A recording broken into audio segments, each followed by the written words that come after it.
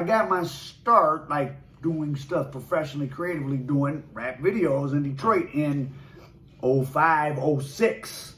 When it was Helliver was making all the beats for, you get a hell of a beat for Shout out to him. for $100, and you get a Hell Profit video for $100, like for real. And a lot of all the kind of like the Detroit styles that everyone now has grown into something elaborate and super dope on a national stage is cool to see the seeds of a lot of it was stuff we were doing back then. So to everyone making a living doing entertainment stuff from Detroit, like salute, cause coming off one of these side streets and being able to stay alive and thrive and then go around and interact with other people in different places makes you special right there. For sure. We know we chose, that's the reason we moving around the world and people knowing what we got going on. But to those who much are given, much is expected. So let's not fumble the ball. For sure. You guys got more influence than you know. I mean, you know you got influence, but it's very influential. When you like in another city, the way that a guy gonna try to let you know, like, yeah, I'm into music, or yeah, I'm a real street guy. They're gonna reference some Detroit shit or play some Detroit music. Yeah, for sure. And I'm starting to realize that moving around, like which going to different places. I'm hearing the music. I'm hearing how they talking, how they dressing. Just you know what I mean, to proving to me that you from Detroit. I know about. They try to tell me something about it. Oh yeah, even people now lying about being from Detroit. Yeah, man. The same day from anywhere. Oh no, I'm in LA, so I got a whole questionnaire. If you say you're from Detroit, I'm like, oh, well, what? Don't tell me a vague street like 7 Mile. That runs for 18 miles. 7 Mile and what? And what? What's high school did you attend? No, I'm like, where'd you go to school? What side street? What's that? No, I asked people in the program. I had to learn that, especially in LA, the land of made-up personas, the land of narratives. I'm like, what's in your cup? No, it was a female influencer came through the other night. Someone randomly. And she didn't look happy. And she with a couple guys and they got cups. And I just gave her the 3rd degree. But she stood there and answered all my questions because people need somebody because you can just be out here floating around. If you're a young person with no family, which is most people in entertainment, because that's the only reason we willing to tell our personal business in public, something's wrong at home, or we ain't got no home. So, there's no one out there to look out for them. It's all a bunch of predators.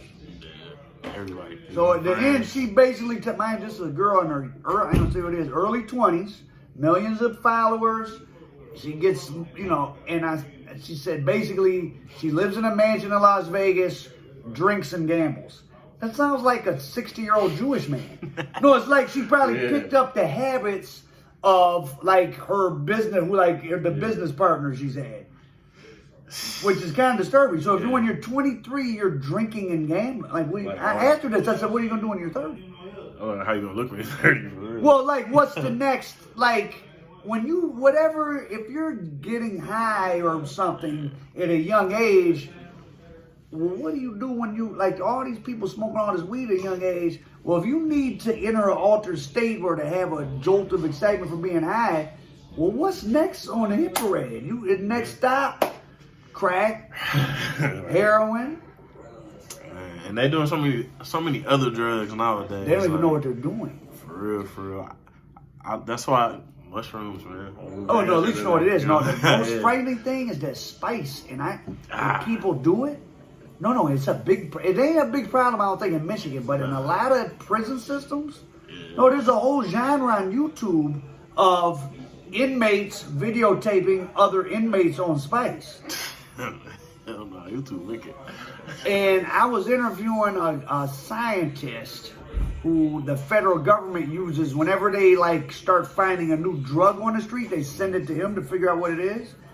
And he has some footage of a block in Brooklyn where there's a bodega that the feds had raided. And on this block, there was a drug rehab, a halfway house. There's a lot of low-income people with drug problems, so they had all bought it. And these stuff you get in these bath sauce packets or spice packets, it's not even the same.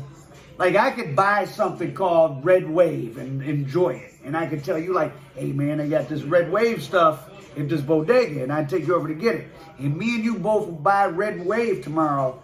We can both get packaged that said Red Wave. It might not be the same thing in that packet, and it might not be what I got yesterday. So this footage of this block in Brooklyn, it was a horror movie. There were people humping the ground. There was people staring into space. Yeah, there were people like doing this, like just going crazy. There were people screaming. There were people drooling. And this was all off the same thing. It's very frightening, very disturbing. So I think the worst times for drugs might be ahead of us.